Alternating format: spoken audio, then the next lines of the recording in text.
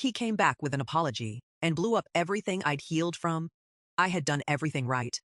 I went to therapy. I did the work nobody sees, the ugly, exhausting, cry in the parking lot kind of work. I closed the chapter, buried the guilt, and slowly built a life I was actually proud of. 5 years of silence, 5 years of healing, 5 years of healing, 5 years of finally feeling like myself again. And then one afternoon, a notification lit up my phone. A follow request from a name I hadn't seen in 5 years, a name I had deliberately erased from every corner of my digital life. He was back. And he didn't just bring an apology. He brought a bombshell. One that has me lying awake at night asking a question I thought I'd already answered a long time ago. Do I tell his wife? Let me take you back to the beginning. Because to understand where I am right now, you need to understand where I was 8 years ago. 8 years ago, I was disappearing inside my own marriage. My husband wasn't just cold or distant. He was cruel in the quiet, calculated way that leaves no bruises. The kind of person who dismantles you so gradually that by the time you realize what's happened, you've forgotten who you used to be. I was walking on eggshells every single day, trying to be smaller, trying not to trigger something, trying to survive a life that was supposed to be mine. And while I was doing all of that, while I was holding myself together with tape and willpower, my husband was sleeping around. I didn't have proof. Just a gut feeling that lived in my chest like a stone. The kind of knowing that you can't prove and can't ignore. That's who I was when I met Perry. We crossed paths in an online game.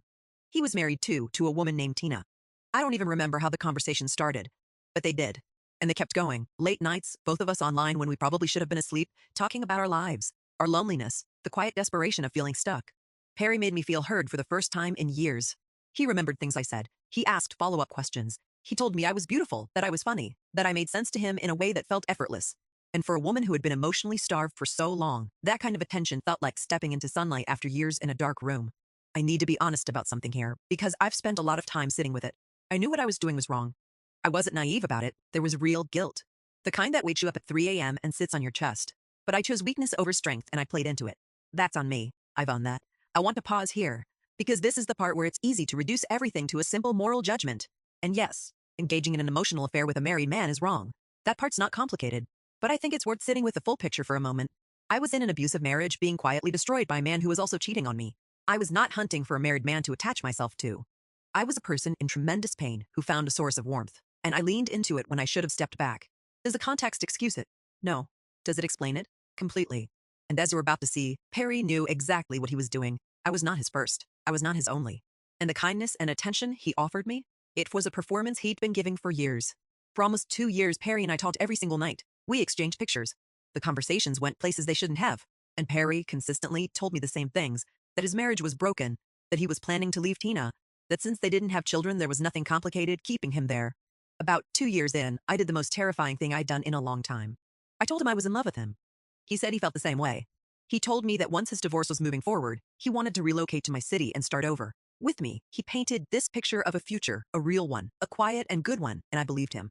Not because I was stupid, because I was desperate to believe that something good was waiting for me on the other side of all the pain I was living through. Then the chapter I'd been dreading finally cracked open. I found out the truth about my husband's affair, real proof this time, not just instinct, and I filed for divorce. My husband didn't fight it. 3 months later, it was final. I called Perry with the news, feeling lighter than I had in years. And that's when he started pulling away. The timing is not a coincidence. I see that now with complete clarity, even if I couldn't see it then.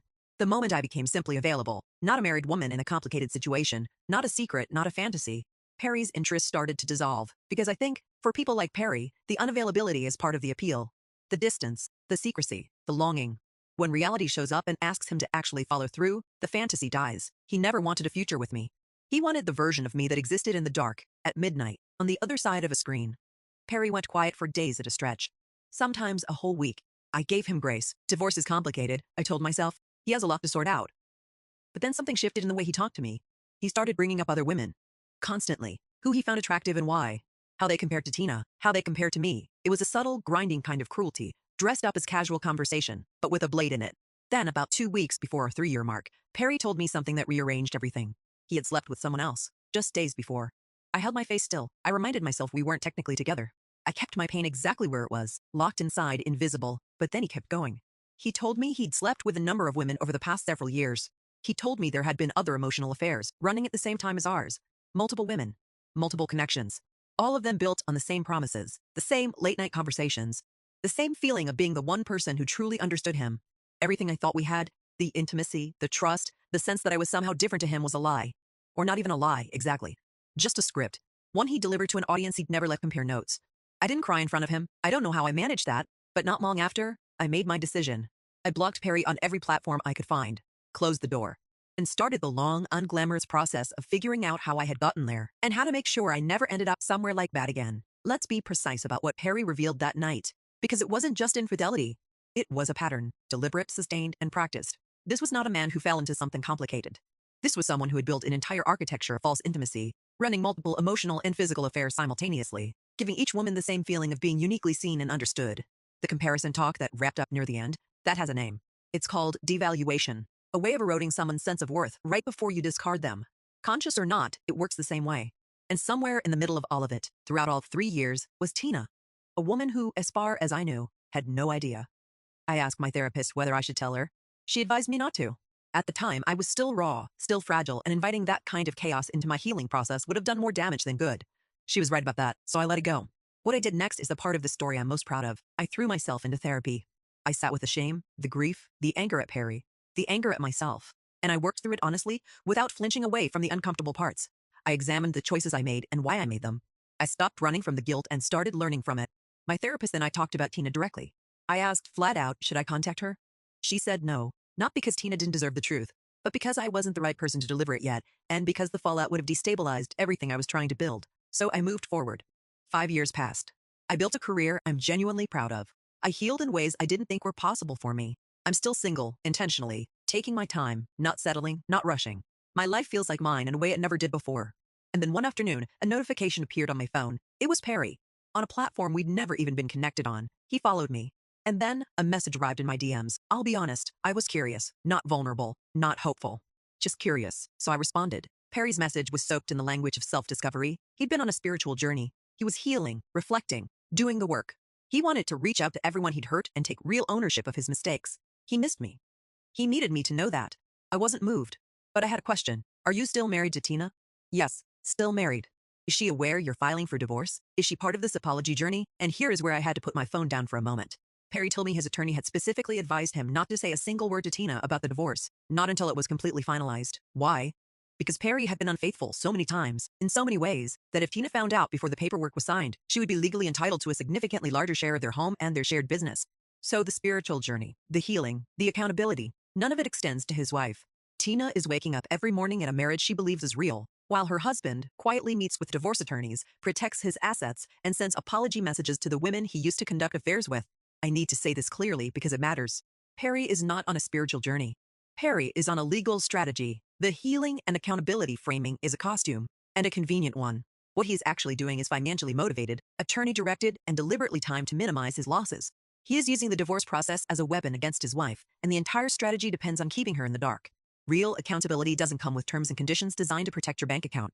Real accountability doesn't look like, I'll own my mistakes with everyone, except the person most devastated by them, and only after I've secured my assets. He reached out to me for the same reason he always did, not to get me something, to take something, a feeling, a sense of absolution, the comfort of being forgiven by someone he wronged.